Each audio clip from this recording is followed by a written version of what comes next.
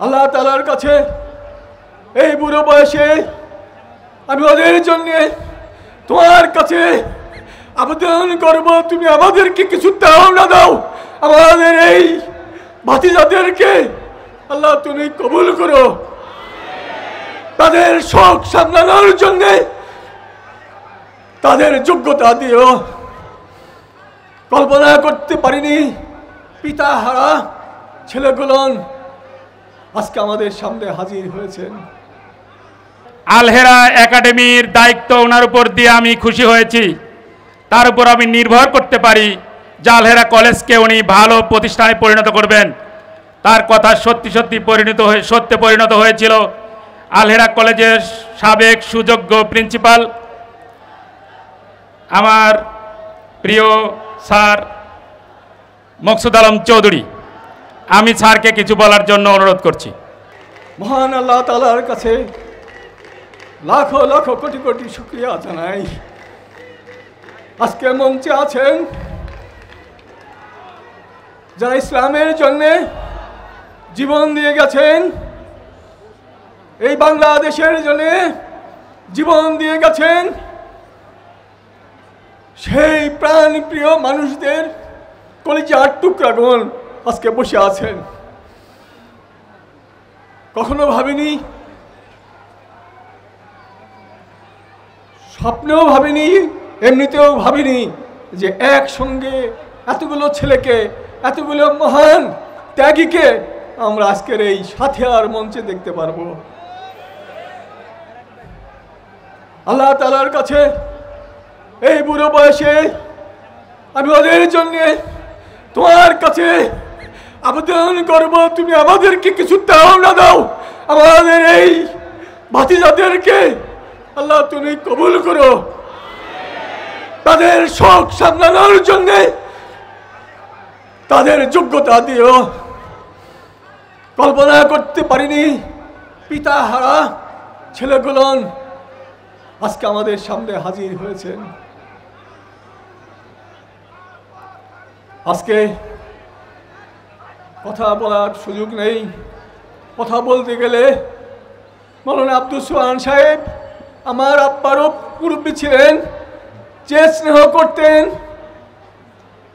বর্ণনা দিলে আমার একার বক্তৃতা সন্ধে লেগে যাবে।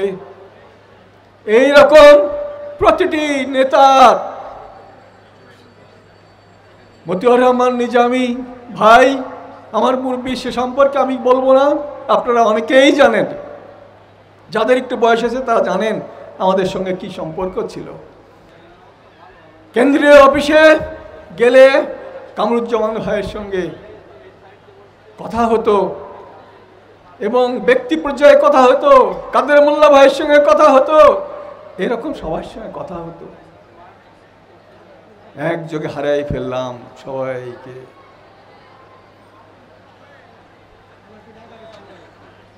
যাই হোক, আজকে আমরা বলতে পারি নির্বাচনের পূর্ব ঘোষিত জনসভা, এই জনসভায় থেকে আমরা বেড়ার কোণা থেকে শুরু করে সাথিয়ার কোণা পর্যন্ত আওয়াজ উঠে যাবে মতিউর রহমান নিজামীর ছেলেই না, শুধু তার ব্যক্তিগত যোগ্যতাও বাবার উত্তম সুরে।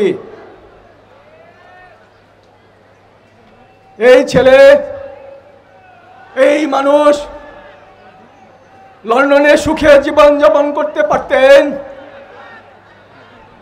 তারপরে চলে এসেছেন মাটির টানে, আন্তরিকতার টানে, রক্তের টানে আমাদের কাছে, আমাদের দেশে।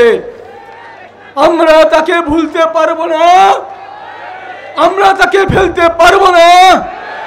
আমি আওয়ামী লীগ, বিএনপি, জামাত ইসলামী, জাতীয় পার্টি, হিন্দু, মুসলিম, বৌদ্ধ, খ্রিস্টান সকল ভাইদের কাছে বিনীত অনুরোধ করব।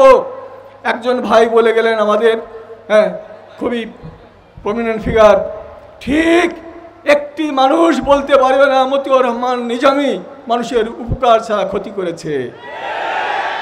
আমি সাক্ষী বেড়ার পক্ষ থেকে নিজামী সাহেবের প্রতিনিধি ছিলাম। আমি আমার দলের কর্মীদেরকে ধাক্কা সরাতাম, তাদের কোনো কাগজ সই করতে দিতাম না। কিন্তু যে আওয়ামী লীগ করে, যে বিএনপি করে, যে হিন্দু, যে বৌদ্ধ, যে খ্রিস্টান, তাদের অগ্রাধিকার উনি দিয়েছেন, আমরাও দিয়েছি। সাধারণ মানুষ আমাদের কাছ থেকে, নিজামী ভাইয়ের কাছ থেকে ফেরত আসেনি। আজকে কল্পনা করতে পারিনি নাজিব মোমেন বাবার উত্তরাধিকার সূত্রে তার পরিকল্পনা অনুযায়ী আজকে ব্যারিস্টার হয়েছে। কেন হয়েছে আমরা বুঝতে পারি। ইসলামের খেদমতের জন্যে তাকে এই রাস্তায় নিজামী ভাই পাঠিয়েছেন। তার মাদ্রাসা লাইন লেখা, জেনারেল লাইন লেখাপড়ার সব কিছুতে আমরা লুফে নিতে চাই এই সুযোগ। বেড়া সাথিয়ার দল মত নির্বিশেষে প্রতিটি মানুষের কাছে বিনীত অনুরোধ রেখে আমি আবেগী কথায় বলতে যাব না। আমার কথা, আমার আবদার, আমার অনুরোধ আপনাদের কাছে রেখে যেতে চাই।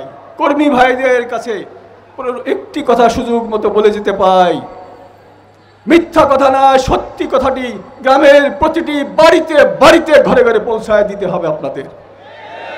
কর্মী সভার মাধ্যমে জেগে উঠতে হবে। জ্বলে উঠবে সাথিয়া, জ্বলে উঠবে বেড়া।